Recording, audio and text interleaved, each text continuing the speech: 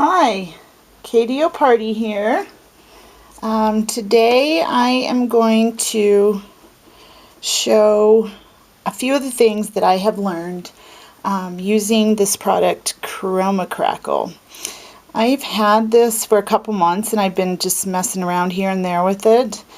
And so I wanted to show just a few of the things that I've done with it, things that I have learned about it, and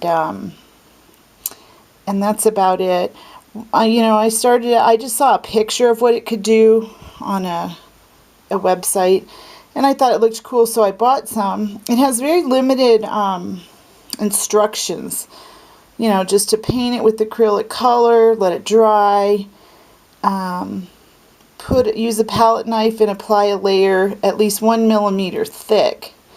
Thicker the layer, bigger the cracks. Let it dry completely. May take 1 to 3 days. Yikes! I thought that's way too long for me.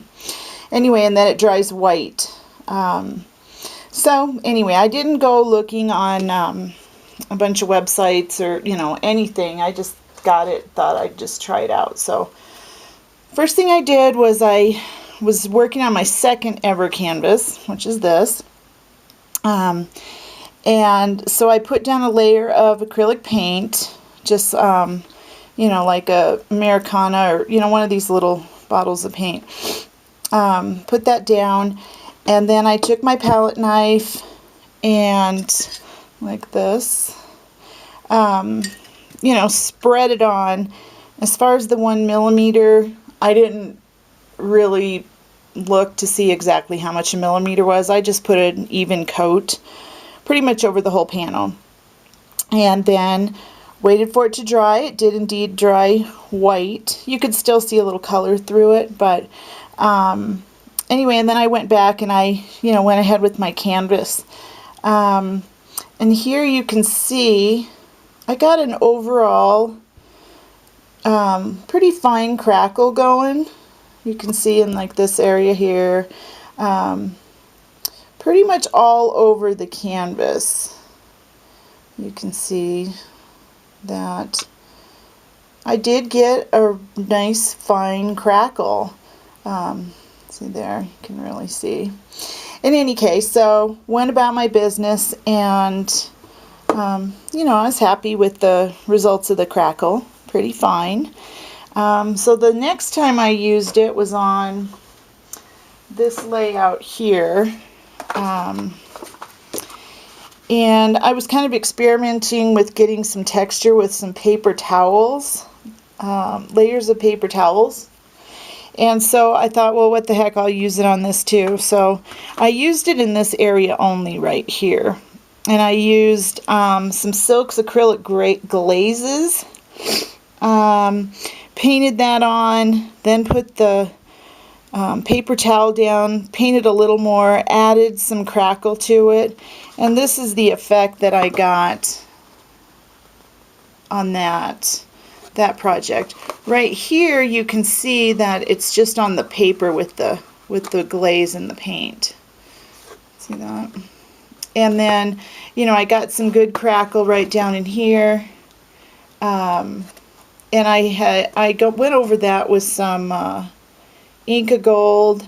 Anyway, I got cracking on the paper as well as on top of the paper towel, and under this flower you can see I got a good cracking going on there. Anyway, so once again I was pretty pleased with my result on that, and so I decided to just keep experimenting with it, and this is what I've got going on right now. This is a little canvas. I got these things down here, which I'm going to do another video on, because I'm in love with them.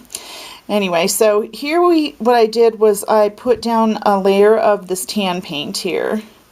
Just trying to get rid of the bottle, so I covered the thing in that. Pretty thick. And then I went back and did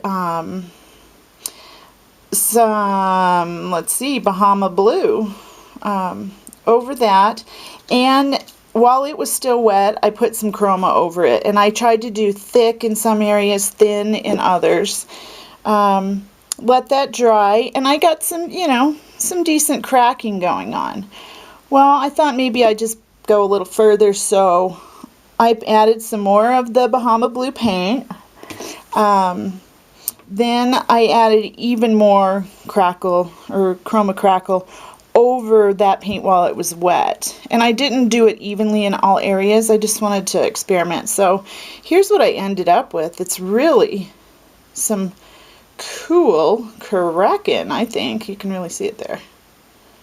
I like the way that the blue is different colors, because I mixed it with the chroma, so it's like, you know, this is looking like a beachy scene to me. So so that goes perfectly with that little plan. But anyway, this is dried for a couple days. I love the crackling that I'm getting, and I'm gonna, you know, just keep playing with this piece, keep playing with the chroma. Here's some things that I've learned about it. Let me show you. Hold on one sec. Okay, I'm back. This is a card that I was messing around with. What I did on this was, first I was just experimenting with alcohol inks and adding some blending solution and getting drips and whatnot. Whoops, bumped my camera there. Anyway, don't get seasick on that. There we go. Anyway, but my problem with the cardstock is that it just wants to soak up the alcohol ink like really quick. So anyway, I just thought, well, it's already not working out the way I want, so I'm going to just experiment. So I put some Kroma Crackle over it, just kind of spread it haphazardly. Okay, everything's well and good, dried really fast. But then I noticed that the crackle was wanting to like just roll up and peel off. So I thought that I would seal it with something. So I tried some matte finish acrylic spray. Well, that didn't really seal it, but it did wash out the colors a lot of my alcohol ink. So at that point I just thought, So I went ahead and used this Liquitex Gloss Medium and Varnish. That is this right here. I've used it on some other projects, and so I thought, what the heck, it's a very liquidy product.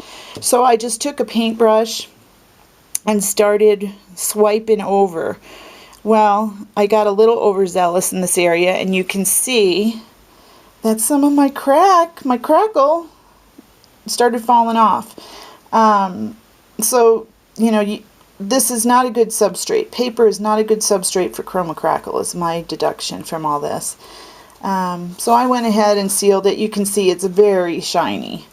I don't really know. I'll probably just keep working on this because I love to recover lost projects or see if I can figure out a way to make them work. So if I do that, I will be sure to come back and show what I did. Anyway, so that has been my experience with Kroma. You know, put it on thick. It seems to hold great with canvas, especially with gesso, with paint, or something under it besides just paper. And so that's what I have for you today. And I will see you next time. Adios.